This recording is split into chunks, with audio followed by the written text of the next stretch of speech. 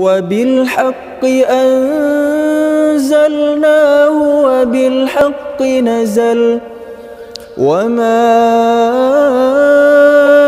أرسلناك إلا مبشرا ونذيرا وقرآنا فرقناه لتقرأه على الناس على مكث ونزلناه تنزيلا.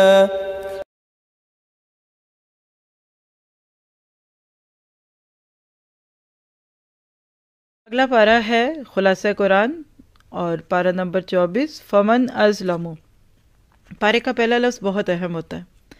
اس میں دو لوگوں کو سامنے رکھ کر، یعنی جو رسول جو سچا ہے اس کا انکار کر دے، یا وہ جو جھوٹی رسالت کا دعویٰ کرے. مکہ والے نبی صلی اللہ علیہ وسلم کی دعوت پہ کان نہیں دھرتے تھے، تو اللہ تعالیٰ نے انہی سے سوال کر لیا کہ تم ہی بتا دو فمن ازلم ممن کذب علی اللہ. اگر تو اس نبی نے جھوٹی نبوت کا دعویٰ کیا تو پھر یہ ظالم ہے، جو کہ نہیں ہے الحمدللہ. تو پھر مان جاؤ وَكَذَّبَ بِالصِّدْقِ، یہ تم ہو جو سچ کو جھٹلاتے ہو. اس کے مین پوائنٹس اگر آپ دیکھیں تو سیدھا راستہ اختیار کرنا ہے، غور و فکر کرنا ہے، تقوی اختیار کرنا ہے، اللہ تعالیٰ کی عبادت کرنی ہے، اور اسی طرح سے رب کے راستے کی پیروی کرنی ہے. دین کو اللہ کے لیے خالص کر کے اسی کو پکارنا ہے، اپنے رب کی پناہ میں آنا ہے اور اللہ کو اپنا رب بنانا ہے، اس کی طرف دعوت دینا ہے، کتاب کے سچے وارث بننا ہے، اور اپنے آپ کو رب کائنات کے حوالے کرنا ہے، اور اللہ تعالیٰ کے وعدوں کو سچا سمجھنا ہے.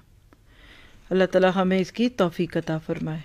اب پارے کو ترتیب کے ساتھ لے کے چلتے ہیں عمل کے نقطوں سے، تاکہ عمل آ جائے. سب سے پہلی بات ہے سچ کو جھٹلانا نہیں ہے. پہلی ہی آیت 32 سورۃ زمر، سچ کو نہیں جھٹلانا. پھر آیت 36 اللہ کو کافی سمجھنا ہے. الیس اللہ بکاف عبدہ، اللہ کے ما سوا پہ کبھی نظریں نہیں لگانی. اور اسی طرح سے اگلی بات لکھیے، رات کو سوتے وقت اس بات کی دعا کرنی ہے کہ اللہ اگر اٹھ گیا تو ایمان پہ اٹھانا، اور رات تو نے میری جان لے لی تو مجھے ایمان کی حالت میں مارنا. اللہ یتوفی الانفس حین موتها، آیت 42 زمر. اور اس کے بعد پھر اگلی بات عمل کی آپ کے میرے لیے کیا ہے کہ اس وقت کے آنے سے پہلے جب ہم سب کچھ دے کر عذاب سے بچنا چاہیں گے، آج ہی اپنے آپ کو بہتر کرنا ہے. 47 زمر، وَلَوْ أَنَّ لِلَّذِينَ ظَلَمُوا مَا فِي الْأَرْضِ جَمِيعًا وَمِثْلَهُ مَعَهُ لَافْتَدَوْا بِهِ مِنْ سُوءِ الْعَذَابِ. اور پھر اگلی بات کیا ہے کہ بڑے سے بڑے گناہ گار کو اللہ کی رحمت سے مایوس نہیں کروانا. آیت 53 معروف آیت ہے قرآن پاک کی، قُلْ يَا عِبَادِيَ الَّذِينَ أَسْرَفُوا عَلَىٰ أَنفُسِهِمْ لَا تَقْنَطُوا مِن رَحْمَتِ اللَّهِ. اے وہ لوگوں جنہوں نے میرے وہ بندوں جنہوں نے اپنے اوپر اسراف کیا، اپنے اوپر مشکل کی، اللہ کی رحمتوں سے مایوس نہ ہو جانا. اور آیت 54 اللہ کی طرف رجوع کرنا ہے، اپنے آپ کو اس کے سپرد کر دینا ہے. اور آیت 55 احسن چیز کے پیچھے پڑنا ہے، یعنی عمل والی باتوں پہ غور کرنا ہے. اور آیت 56 سے پتہ چلتا ہے کہ قیامت کے دن کی حسرتوں سے بچنے کے لیے اللہ کے حق میں کمی نہیں کرنی. اس کو تو اپنے ہاتھ سے لکھ لے کہ یا نفس ان تقول نفس یا حسرت علی ما فرطت فی جنب اللہ. آج ہم کتنی اللہ کے حق میں کمیاں کرتے ہیں. اپنی نمازوں سے شروع کر کے دیکھ لیں تو باقی باتیں تو خود بخود سمجھ آ جائیں گی. اور اس کے بعد پھر اللہ کی قدر کرنی ہے.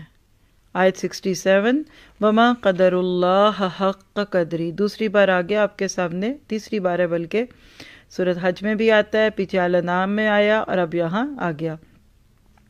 اور اس کے بعد پھر اگلی بات ہے کہ دنیا میں سچ والوں کا ساتھ دیں گے تو جنت میں گروہ در گروہ داخل ہونے کے امیدوار ہوں گے. وسیق الذین اتقوا ربهم الی الجنۃ زمرا. تو اللہ کرے کہ ہم سب کے ساتھ ہی رہیں اور اللہ قیامت کے دن بھی ہمیں رسوا ہونے سے بچا لے.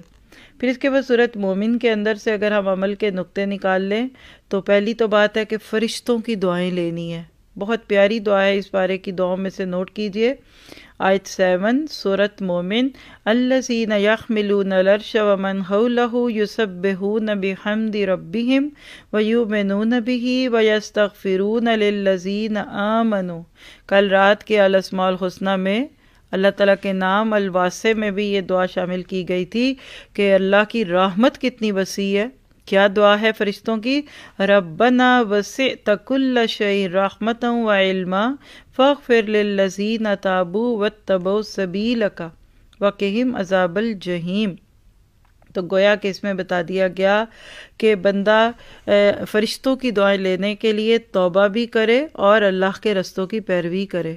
کتنا بڑا آنر ہے بندے کے لیے فرشتوں کی دعائیں لینا. اللہ تعالیٰ ہمیں اس کا مستحق بنا دے. اور اس کے بعد اگلی بات عمل کی لکھیے گا کہ اپنی اولادوں کو اپنے ساتھ جنت میں لے جانے کے لیے ابھی سے کوششیں بھی کرنی ہے اور دعائیں بھی کرنی ہے. یہ پیغام ہے آیت نمبر 8 اور 9 کا سورۃ مومن آیت نمبر 8. اور اس کے بعد اگلی بات یہ ہے کہ وہ دن جس دن کلیجے حلق میں آ جائیں گے اور انسان غم کے مارے سیاہ ہو رہا ہوگا. آج کچھ کام کرنے ہیں تاکہ اس دن کی رسوائی سے بچیں اور اس سے لوگوں کو بھی آگاہ کرنا ہے. وَأَنذِرْهُمْ يَوْمَ الْعَازِفَةِ إِذَا الْقُلُوبُ لَدَى الْحَنَاجِرِ كَاظِمِينَ. اللہ ہمیں آج اس کا خوف اور غم لگا دے. اور اس کے بعد پھر اگلی عمل کی بات اس میں سے لکھیے گا، اور وہ کیا ہے کہ فرعون کے برے لیڈر ہونے سے عبرت لیتے ہوئے اپنی اصلاح اس نیت سے کرنی ہے کہ دوسرے بھی ہمیں فالو کریں گے. اور یہ سارا پیغام آپ کو سورۃ مومن کی آیت نمبر 37 اور اس کے اوپر ملتا ہے. اور اس کے بعد مرد مومن کا کردار ادا کرنا ہے، خیر خواہی کے ساتھ، بغیر کسی تعریف کے، ایک شکریہ کے جملے کے بغیر لوگوں کو نجات کی طرف دعوت دینی ہے. اور آیت 41 سے آگے کے جملوں کو دل پہ لکھ لیجئے کہ وَيَا قَوْمِ مَا لِي أَدْعُوكُمْ إِلَى النَّجَاةِ وَتَدْعُونَنِي إِلَى النَّارِ. اور آخر ایک دن پھر وہ بولا آیت 44 فَسَتَذْكُرُونَ مَا أَقُولُ لَكُمْ. پسند قریب تم یاد کرو گے میں تمہیں کیا کہتا تھا. بڑے بھی آپ کو یہی کہتے چلے گئے دنیا سے کہ ایک دن تم ہماری باتوں کو یاد کرو گے. ہم بھی آج یہی باتیں کہہ کر ایک دوسرے کو چلے جائیں گے. وَأُفَوِّضُ أَمْرِي إِلَى اللَّهِ. اور میں نے اپنا معاملہ اللہ پہ سپرد کے، اس پہ عمل لکھیے، اپنے سارے معاملات اللہ کے سپرد کر دیجئے.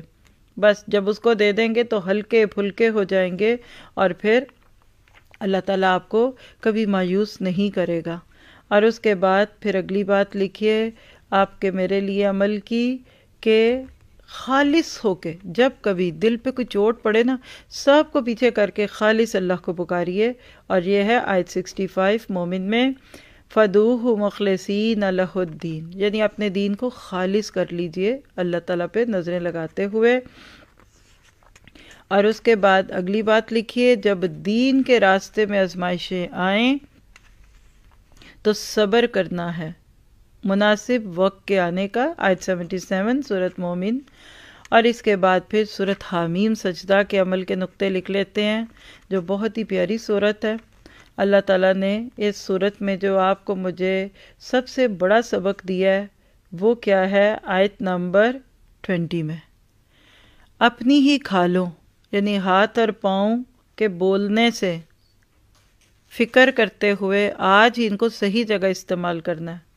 حتی اذا ما جاؤوہ شہد علیہم سمعہم وابصارہم وجلودہم بما کانوا یعملون وقالوا لجلودہم لما شہدتم علینا.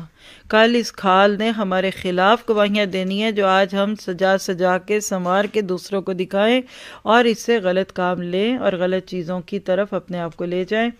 دوسرا بڑا سبق جو سورۃ حامیم سجدہ میں سے عمل کا ہے وہ کیا ہے؟ استقامت فی الدین. جم جائیے، ان الذین قالوا ربنا اللہ ثم استقاموا تتنزل علیہم الملائکۃ الا تخافوا ولا تحزنوا۔ آیت نمبر 30 ہے، دونوں آیتیں اس کی پڑھ لیں، اگلی بھی۔ تو فرشتوں کی دوستی لینے کے لیے استقامت لیجئے دنیا میں، اور اللہ آپ کی مہمانی فرمائے گا آخرت میں۔ اور تیسرا بہت ہی اہم نقطہ، خاص طور پہ دعوت اللہ کے کام کرنے والوں کے لیے، وہ کیا ہے؟ آیت 33، وَمَنْ أَحْسَنُ قَوْلًا مِّمَّنْ دَعَا إِلَى اللَّهِ وَعَمِلَ صَالِحًا وَقَالَ إِنَّنِي مِنَ الْمُسْلِمِينَ۔ کیا؟